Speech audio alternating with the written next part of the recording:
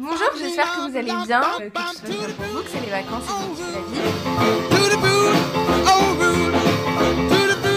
Aujourd'hui, je reviens pour un bilan culturel qui va être exclusivement visuel avec des films, des documentaires et des séries. Donc j'ai vu 4 films. Le premier, c'est Taxi Téhéran, un documentaire qui a été réalisé par un réalisateur qui a installé une caméra cachée dans son taxi pour rendre compte de la situation du pays. Et c'est plutôt un documentaire qu'un film finalement, même si je sais pas la part de réalité qu'il y a là-dedans et la part d'acteur ou non. L'histoire se passe dans ce taxi-là et on voit les différents personnages qu'il rencontre, donc des habitants de la ville, mais aussi sa nièce, un vieil ami à lui. Ça essaye de montrer les diverses facettes de la vie là-bas, de ce qui s'y passe, de la corruption, de l'éducation aussi beaucoup. Et c'est très intéressant, même si parfois j'ai trouvé ça un peu trop. Si en une journée le gars croise autant de personnes, c'est quand même un peu surréaliste. Mais en même temps, hein, c'est peut-être vrai. Faudrait que je me renseigne. J'ai vu Café Society au cinéma, le nouveau Woody Allen, qui m'a franchement déçue. Même si j'ai mieux aimé que les derniers en date, j'ai trouvé ça pas très intéressant sur le fond. J'ai pas trouvé qu'il y avait une grosse histoire et ça m'a pas porté plus que ça. J'ai beaucoup aimé les images, les décors et les acteurs, mais j'ai pas été portée par la petite histoire d'amour et j'ai pas été subjuguée. Par contre, il y a 2 films qui m'ont beaucoup plu ce mois-ci et c'est des films que vous pouvez retrouver encore une fois sur Netflix. Donc le premier, c'est Boy Meets Girl, qui raconte l'histoire d'un transsexuel, un garçon qui se considère comme femme, qui vit dans un petit bled aux États-Unis avec son père et son frère. Et donc ça va être une histoire d'amour à 4 personnages principaux. Cette fille-là, son meilleur ami, une autre jeune fille qu'elle rencontre et le copain de la jeune fille qu'elle rencontre. Même si l'histoire elle est un peu cheesy, que c'est un peu beau sentiment et tout, c'est hyper profond mine de rien sur la sexualité et sur la transsexualité et sur la pansexualité, c'est-à-dire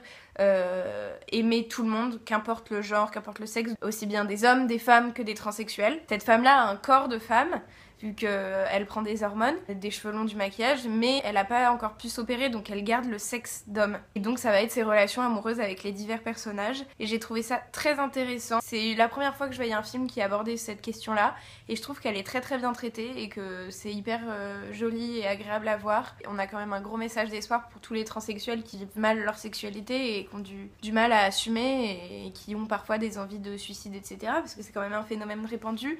Et ben là c'est un message d'espoir, et c'est un super beau film que je vous conseille parce que ça sensibilise sur une réalité qu'on connaît pas forcément. La transsexualité, c'est quelque chose de très particulier et je pense de très difficile à vivre quand on est dans cette situation-là. Comme c'est pas un documentaire et que c'est sous la forme d'un film, je pense que ça peut plaire à beaucoup d'entre vous et je vous le conseille vivement.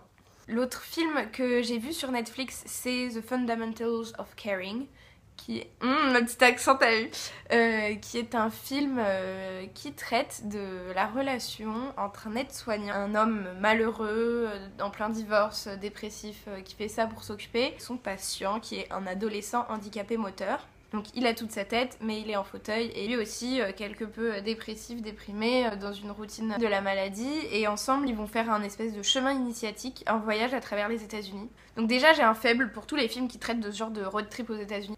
Là-dessus, il y a notamment mon film préféré qui s'appelle Elizabethtown. Oui, c'est un film de merde, mais moi je l'adore. Et bah là, c'est à peu près la même chose, c'est un voyage initiatique et l'amitié qui se construit entre ces 2 personnages-là. Et c'est bourré d'humour, c'est vraiment hyper bien fait, c'est trop beau. Tu pleures, tu rigoles, des relations humaines avec beaucoup de second degré. Et pourtant, Dieu sait que les gens qui me connaissent diront que j'ai aucun second degré. Mais là, j'ai beaucoup aimé, ça m'a fait du bien, c'est plein de belles pensées positives et d'aller vers l'avant, de s'ouvrir à l'autre, ouais, de repousser ses propres limites, et j'ai adoré ce film là, donc je vous le recommande aussi. Ensuite j'ai vu sur Netflix un super documentaire qui s'appelle $1 for living, $1 for living a day, $1 a day for living, oh, il s'appelle, enfin, là quoi. C'est 4 garçons, 4 étudiants américains, et ils partent tous les 4 au Guatemala, dans un village super pauvre, pour essayer de faire l'expérience et de vivre avec $1 par jour pendant 2 mois. Ils sont allés vivre dans un petit village comme chez l'habitant, ils ont loué une petite maison et ils ont commencé à faire des plantations de radis pour pouvoir subvenir à leurs besoins, augmenter leurs revenus et ainsi se payer de la nourriture, se payer de quoi vivre. Les paysans là-bas, le travail il est aléatoire et du coup ils ont pas de salaire fixe et ils savent pas quand et comment ils sont payés. Donc les étudiants ont décidé de se mettre dans la même situation et de chaque jour tirer un bout de papier allant de 0 à 9 dollars pour dire s'ils gagnaient 1, 2, 4, 5 dollars par jour. Et donc ça faisait leur revenu. Sauf qu'il y a un jour où tu peux piocher 0 et ça peut même continuer pendant 4 jours. Et si tu pioches 4 0 d'affilée, pendant 4 jours tu peux rien manger. C'est un peu compliqué à expliquer, mais en gros leur démarche a été de s'installer dans ce village là-bas pour comprendre vraiment comment ça marchait, comment ils arrivaient à subvenir à leurs besoins, comment ils pouvaient même aller au-delà de juste survenir à leurs besoins, comment fonctionnaient les microcrédits, comment réussir à accéder aux études, à l'école. C'est hyper intéressant parce que c'est une vraie expérience en fait et on voit quand même beaucoup les liens d'amitié qui se sont créés entre ces étudiants-là et les gens du village qu'ils ont rencontrés là-bas. Claire, c'est un cliché, c'est des riches américains qui ont la chance de pouvoir se mettre dans des conditions pareilles et de pouvoir faire cette expérience-là. Mais en attendant, ils l'ont faite jusqu'au bout. Et à côté de ça, ça montre des très belles valeurs sur ce que c'est que la vie, ce que c'est que l'amitié et que en regardant ce documentaire, on se rend compte qu'on vit pas tous dans le même confort et qu'on a quand même beaucoup de chance d'être là où on est aujourd'hui. Même si c'est bateau et un peu lambda de dire des choses comme ça, c'est intéressant de s'y confronter de temps en temps.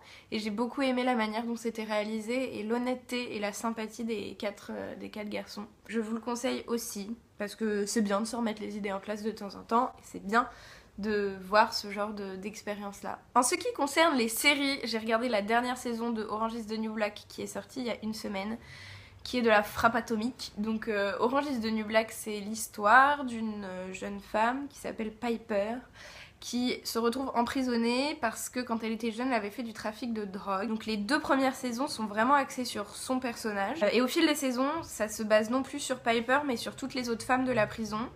Et elles ont toutes un rôle aussi important les unes que les autres, et elles ont toutes des histoires différentes, et on voit toute l'évolution de tout leur rapport entre elles. Bon bref, ça aborde la prison sur tous ses points de vue, et c'est trop bien. Donc les 2 premières saisons étaient déjà très cool, la 3e était un peu bof, on s'est un peu ennuyé, mais là la 4e est vraiment trop géniale, je vous la conseille fortement. Cette saison en fait elle est beaucoup plus sur la partie psychologique de la prison et les limites extrêmes de cet emprisonnement et de où les femmes en sont. Elle remet en question les rapports de force entre les individus au sein de la prison. Les choses vont tellement loin, la prison va tellement mal et c'est tellement compliqué comme situation que ça pousse à de l'horreur humaine, mais c'est trop bien, c'est trop intéressant sur la psychologie des personnages et c'est ça que j'ai adoré. La fin est horrible, mais justement c'est ça qui est bien, c'est les séries comme ça qui te mettent une claque et voilà. Et de manière générale, je vous conseille vraiment cette série parce que c'est hyper intéressant de voir comment ça se passe en prison. C'est une série pour tout le monde, avec des personnages trop cool et qui pour une fois met la femme en avant, encore une fois, et ça c'est cool. C'est un bilan culturel visuel, mais avec aussi un peu de BD. C'est une BD de Zep et de Vince qui s'appelle Esmera, qui est une BD pour public averti, c'est-à-dire qu'elle est un peu pornographique et qui traite d'un personnage féminin qui explore sa sexualité. Mais elle va faire face à un phénomène surnaturel par rapport à ça. J'ai été déçue, c'était pas génial, le dessin est pas mal, mais c'est quand même, encore une fois, des corps de femmes qui ont rien à voir avec la réalité, des gros culs, des gros seins, hyper cambrés et tout le tremblement. Donc ça un peu moyen, et en plus de ça, l'histoire m'a pas porté. Il y a beaucoup de fesses pour rien, mais why not? Mais moi ça ne m'a pas transcendé, ça ne m'a pas... non.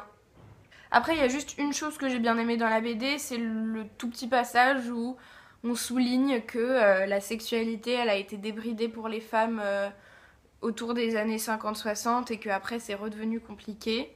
Donc j'ai bien aimé cette espèce de vague sur comment a évolué la sexualité de la femme dans la société. Mais c'était vraiment minime par rapport au reste de la BD. Et juste une petite parenthèse pour finir. Il y a une page Facebook et une espèce de communauté qui vient d'ouvrir qui s'appelle les Internets. E-T-E-S à la fin. Ce qui est une communauté de femmes qui font de la vidéo sur YouTube et donc cette page essaye de promouvoir la création parce qu'elles sont encore sous-représentées. Except les beauty queens et les youtubeuses beauté qui sont en grand nombre, il y a aussi des femmes qui disent des choses hyper intelligentes sur YouTube et qui sont trop peu connues et reconnues pour ce qu'elles font. Donc je vous conseille d'aller voir les internets, vous y trouverez plein de youtubeuses super cool qui font des choses bien. J'espère que ça aura pas été trop long, que ça vous aura plu encore une fois. Likez, commentez, partagez. On se retrouve une prochaine fois, je vous embrasse, à bientôt. Et une autre maxi grosse dédicace à Cinnamon Jainer qui se reconnaîtra, qui m'a nettoyé tout mon ordinateur et qui me permet aujourd'hui de vous faire cette petite vidéo.